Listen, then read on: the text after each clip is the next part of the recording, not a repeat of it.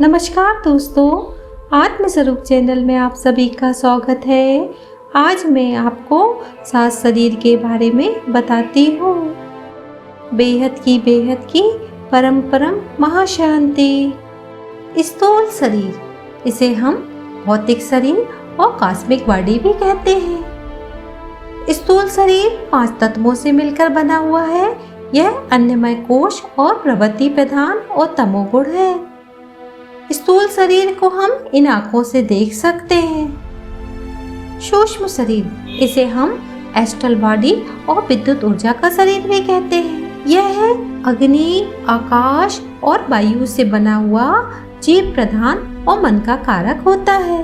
सूक्ष्म शरीर वह स्वयं ही साधक है जो दूसरे लोग का ज्ञान देता है। चेतना हमारे पूरे शरीर में होती है, उसमें ऊर्जा की तरंगें प्रभावित होती हैं, उसे हम स्वप्न कहते हैं। सूक्ष्म शरीर स्थूल शरीर से चांदी की डोर से जुड़ा हुआ रहता है। इस शरीर को हम इन आंखों से नहीं देख सकते, केवल अनुभव कर सकते हैं।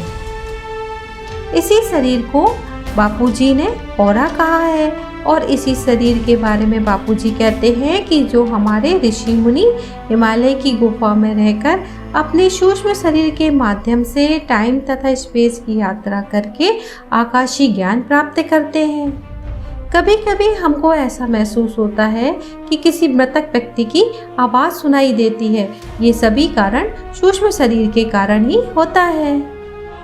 कारण शरीर, इसे हम आकाश शरीर, भाव शरीर तथा केमिकल बॉडी भी कहते हैं। इसमें 5 ज्ञानेंद्रियां, मन, बुद्धि और संस्कार आते हैं। हमारी सारी संवेदनाएं, भावनाएं हार्मोन्स के द्वारा, न्यूरोट्रांसमीटर के द्वारा भय और डर से संचालित होती हैं। क्रोध और अहंकार भी इसी अंतरस्त्रावी ग्रंथि के कारण होता है। जैसा कि बापूजी कारण शरीर के बारे में कहते हैं कि हमारी नकारात्मक सोच के कारण मन में विकार आते हैं। मन के विकार के कारण रोग शोक हो जाते हैं, जिससे हमारा आकाश तत्व के सेल डैमेज हो जाते हैं। इस तत्व को ठीक करने के लिए हमें बापूजी से योग लगाकर डिवाइन लाइट प्राप्त करेंगे तो हमारा कारण शरीर ठीक हो जाएगा। स्थूल, सूक्ष्म और कारण शरीर, इन तत्वों को हम इस प्रकार समझ सकते हैं। स्थूल शरीर कपड़ा है तो सूक्ष्म शरीर धागा है और कारण शरीर रुई है। इन तीनों के बिना कपड़ा नहीं बन सकता है। चौथे शरीर को मानस शरीर या मेंटल बॉडी भी कहते हैं। चौथा शरीर में व्यक्ति अपने विचारों को दूसरे व्यक्ति तक टेलीपैथी और सम्मोहन के द्वारा पहुंचा सकता है। चौथा शरीर सक्रिय होने पर अशरीरी होने का अनुभव होता है। यदि चौथा शरीर सक्रिय है और सचेतन है तो व्यक्ति देव योनि में जन्म लेता है। परंतु यदि सक्रिय तो है पर सचेतन नहीं है तो व्यक्ति प्रेत बनता है। इस शरीर में व्यक्ति की खोज शक्ति की होती है और व्यक्ति शक्ति की खोज करता है। आत्म शरीर, 5वें शरीर को हम आत्म शरीर और स्पिरिचुअल बॉडी भी कहते हैं। 5वें शरीर चैतन्य से निर्मित सजगता, स्वयं का होना, जागृत और अयोनि शरीर है। इस आत्म शरीर में अहंकार तो मिट जाता है पर अस्मिता रह जाती है। मैं तो विदा हो जाता है पर तू रह जाता है। इसे हम इस प्रकार समझ सकते हैं जैसे कि हम कहते हैं कि प्रभु मैं तो हूँ ही नहीं, तू ही तू है। जैसा कि बापूजी कहते हैं कि तुम मुझे आत्म स्वरूप में याद करोगे तो मैं तुम्हारे सारे पाप खत्म कर दूंगा और तुम्हें बेहद के परम धाम में ले जाऊंगा। इसी 5वें शरीर को उन्होंने आत्म स्वरूप शरीर कहा है। 5वें शरीर में व्यक्ति की कोई योनि नहीं होती है, परंतु व्यक्ति स्वयं से ही बंधा रहता है। वह सबसे तो छूट जाता है पर स्वयं से नहीं छूट पाता है। ब्रह्म शरीर, इसे हम कॉस्मिक बॉडी और 6वें शरीर भी कहते हैं। इसमें मैं तो अलग हो जाता है पर हूँ रह जाता है।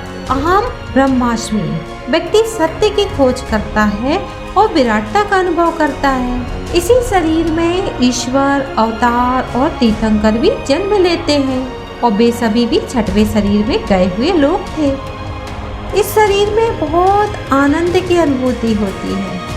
बापूजी इसी छठवें शरीर को सत्यचित आनंद, निजानंद, परमानंद कहते हैं। परंतु साधक की परम खोज में आखिरी बाधा यह हो जाती है कि व्यक्ति जन्मों तक आनंद में ही अटक जाता है और फिर परम शांति की तलाश करता है।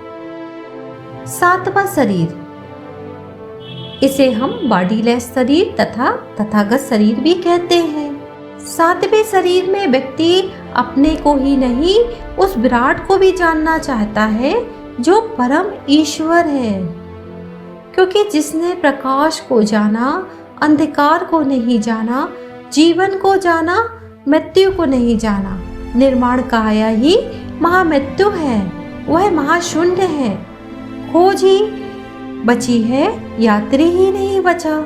इस शरीर में पाने को कुछ शेष नहीं रह जाता है और खोने को भी कुछ शेष नहीं रह जाता है। यहाँ अनंत सन्नाटा हो जाता है। आनंद, शांति, सत्य, प्रकाश सब विलीन हो जाते हैं। इसी सातवें शरीर को बापूजी ने निराकारी शरीर कहा है। इसी शरीर से बुद्ध और महावीर को निर्माण की प्राप्ति हुई है। धन्यवाद दोस्तों। बेहद की परम महाशांति।